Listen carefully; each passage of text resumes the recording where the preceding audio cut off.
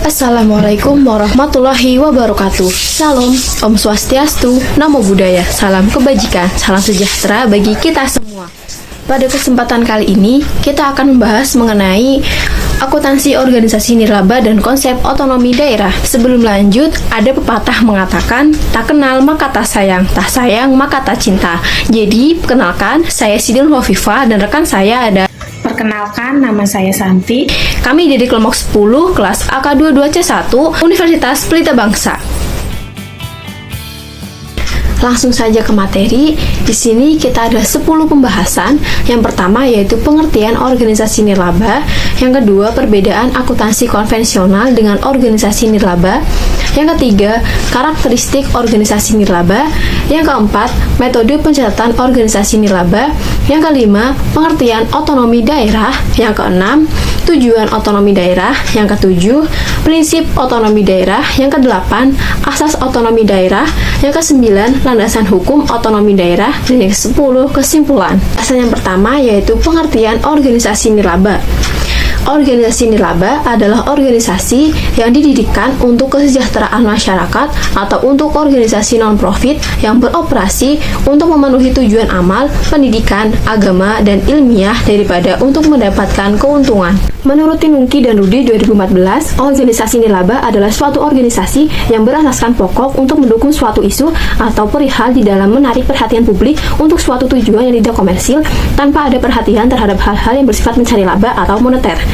Organisasi nirlaba meliputi gereja, sekolah negeri, derma politik, rumah sakit dan klinik publik, organisasi politis, bantuan masyarakat dalam hal perundang-undangan, asosiasi profesional, institut riset, museum, dan beberapa para petugas pemerintah. Pembahasan yang kedua yaitu perbedaan akuntansi konvensional dengan organisasi nirlaba, yaitu persentase atau kepemilikan bersama. Dalam akuntansi konvensional, pemilik yang terdaftar di pembukuan berhak mendapatkan keuntungan dari aktivitas perusahaan dengan menerima dividen atau pencairan keuntungan. Sedangkan organisasi nirlaba tidak dimiliki oleh siapapun, meskipun orang tersebut mungkin telah mendirikan organisasi atau duduk di dewan direksi, tetap saja orang tersebut tidak memiliki persentase apapun dari entitas tersebut. Perbedaan yang kedua yaitu akuntansi pendapatan dan beban. Perusahaan konvensional melacak pendapatan dan biaya yang biasanya terkait dengan penjualan produk dan layanan dalam buku besar yang merupakan akun penyeimbang yang mewakili aktivitas bisnis dari suatu entitas. Sedangkan organisasi nirlaba tidak menjual barang dan jasa untuk mendapatkan keuntungan yang dapat dilacak dalam bagian akun biasa di buku besar. Perbedaan yang ketiga yaitu perbedaan laporan keuangan. Laporan keuangan antara sistem akuntansi yang menghasilkan laba versus perusahaan nirlaba juga berbeda. Sementara itu, lembaga nirlaba menyimpan laporan posisi keuangan yang mencerminkan aset yang dimiliki yang dapat digunakan untuk memajukan misi organisasi. Pembahasan yang ketiga yaitu karakteristik organisasi nirlaba. Karakteristik organisasi nirlaba berdasarkan PSAK nomor 45 tahun 2014. Yang pertama yaitu sumber daya entitas berasal dari para penyumbang yang tidak mengharapkan pembayaran kembali atau manfaat ekonomi yang sebanding dengan jumlah sumber daya yang diberikan. Yang dua, menghasilkan barang dan atau jasa tanpa bertujuan memupuk laba, dan jika suatu entitas menghasilkan laba, maka jumlahnya tidak pernah dibagikan kepada para pendiri atau pemilik entitas tersebut. Yang ketiga, tidak ada kepemilikan seperti lazimnya pada organisasi bisnis, dalam artian bahwa kepemilikan dalam organisasi nirlaba tidak dapat dijual, dialihkan, atau ditebus kembali, atau kepemilikan tersebut tidak mencerminkan proporsi pembagian sumber daya entitas pada saat likuiditas atau pembubaran entitas. Pembahasan yang keempat yaitu metode pencatatan organisasi nirlaba. Di dalam akuntansi terdapat metode pencatatan yang membedakan cara pencatatan pendapatan dan biaya dalam laporan pendapatan dan biaya organisasi nirlaba secara signifikan.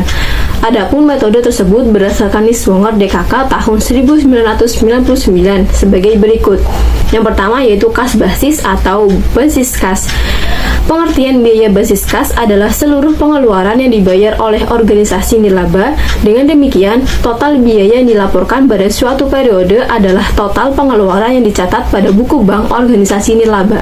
Yang kedua yaitu akrual basis atau basis akrual. Basis akrual melakukan pencatatan berdasarkan apa yang seharusnya menjadi pendapatan dan biaya organisasi nilaba pada suatu periode. Apa yang seharusnya menjadi pendapatan organisasi nilaba adalah semua pendapatan yang telah menjadi hak organisasi nilaba, terlepas apakah hak ini telah diwujudkan dalam bentuk penerimaan kas atau tidak.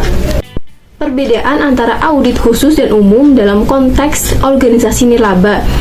Audit khusus fokus spesifik, tujuan terbatas, dan ruang lingkup sempit. Contohnya yaitu audit atas penggunaan dana hibah, evaluasi efektivitas program, dan investigasi tuduhan penyalahgunaan dana.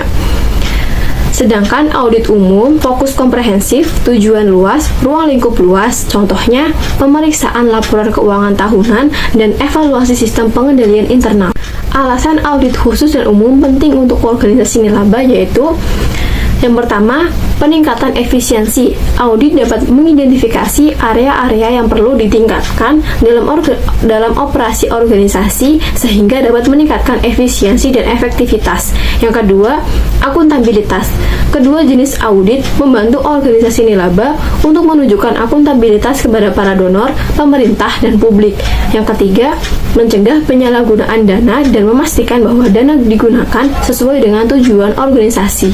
Yang keempat, kepatuhan terhadap peraturan. Yang kelima, pengertian otonomi daerah. Secara etimologi, istilah otonomi berasal dari bahasa Latin yaitu autos yang memiliki arti sendiri dan namos yang memiliki arti aturan. Maka, otonomi memiliki arti pengaturan sendiri, memerintah sendiri, atau mengatur. Dalam makna sempit, otonomi memiliki arti mandiri. Dalam makna luas, memiliki arti berdaya. Maka dari itu, otonomi daerah adalah kemandirian suatu daerah yang berkaitan dengan pembuatan dan keputusan mengenai hal-hal penting yang ada di daerahnya sendiri.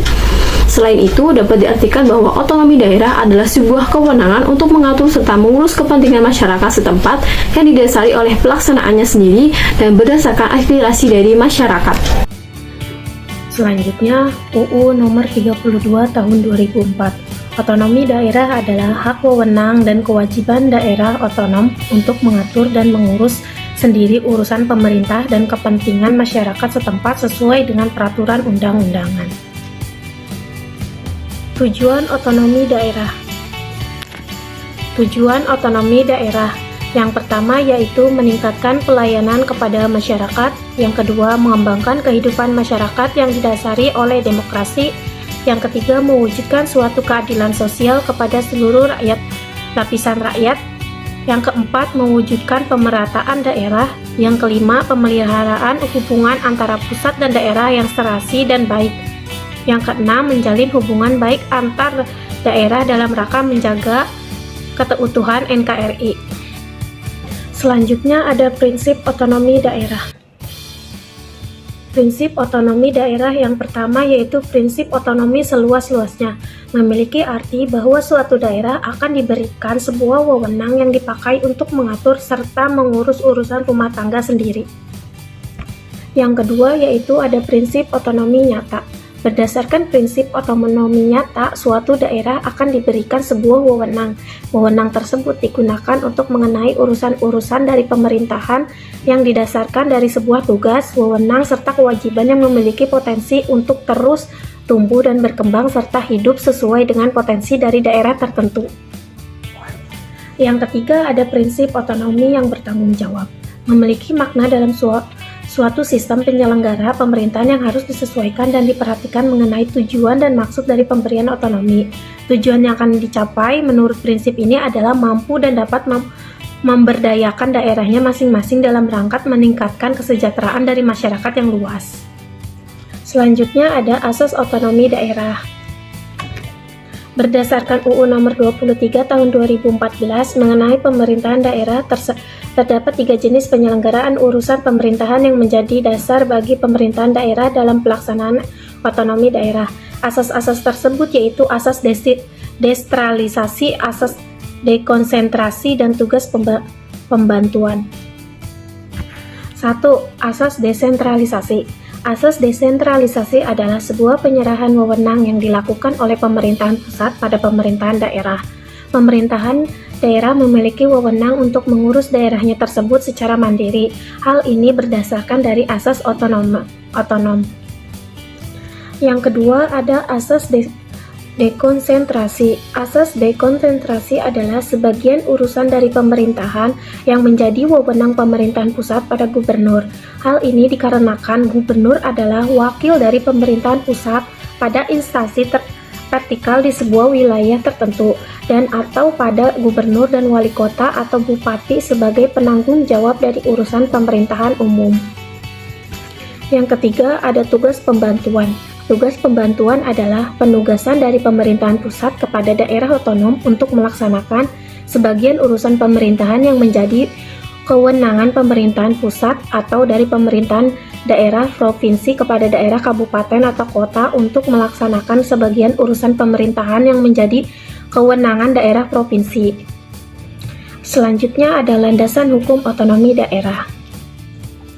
Adapun landasan atau dasar hukum dari penerapan otonomi daerah adalah sebagai berikut. Yang pertama ada UUD tahun 1945 amandemen kedua, terdiri dari pasal 18 ayat 1 dan sampai 7, pasal 18A ayat 1 dan 2, serta pasal 18B ayat 1 dan 2. Yang kedua, ketetapan MPR RI nomor 4 MPR _2000 tentang rekomendasi kebijakan dalam penyelenggaraan otonomi daerah. Yang ketiga ada UU nomor 32 tahun 2004 tentang pemerintahan daerah. Yang keempat ada UU nomor 33 tahun 2004 mengenai perimbangan keuangan antara pemerintah daerah dan pusat. Upaya-upaya yang dapat dilakukan untuk mengatasi masalah dalam pelaksanaan otonomi daerah di Indonesia yang pertama yaitu penguatan kapasitas pemerintah daerah yaitu dengan melakukan peningkatan sumber daya manusia dan penguatan kelembagaan. Yang kedua, peningkatan partisipasi masyarakat diantaranya dengan transparansi dan akuntabilitas pemberdayaan masyarakat dan membuka forum dialog. Yang ketiga ada penyempurnaan regulasi dengan melakukan evaluasi dan revisi undang-undang dan sinkronisasi peraturan undang-undang. Yang keempat ada peningkatan koordinasi pusat dan daerah. Yang kelima ada peningkatan pendapatan daerah. Yang keenam ada pengembangan ekonomi dan infrastruktur daerah. Yang ketujuh ada pengawasan dan evaluasi. Selanjutnya berikut adalah masalah yang sering muncul dalam pelaksanaan otonomi daerah. Pertama, kesenjangan pembangunan antar daerah. Yang kedua, kualitas pelayanan publik yang belum optimal. Yang ketiga, korupsi. Yang keempat, konflik sosial. Yang kelima, kelamaan dalam pengelolaan keuangan daerah. Selanjutnya, kesimpulan dari materi kelompok kami yaitu yang walaupun organisasi nirlaba tidak mencari keuntungan, namun pengelolaan keuangan pada organisasi non-profit adalah hal yang penting. Hal ini dikarenakan lembaga atau organisasi non-profit memiliki pertanggungjawaban atas penggunaan dana yang dikelola baik dana dari para donatur, stakeholder, dan negara seperti masalah perpajakannya. Untuk mengelola laporan keuangan dari lembaga non-profit, kita harus menggunakan proses pembukuan untuk mencatat semua informasi keuangan yang terjadi pada organisasi ini. Hal ini bertujuan untuk transparansi dan bukti atas pertanggungjawaban organisasi tersebut di masa depan.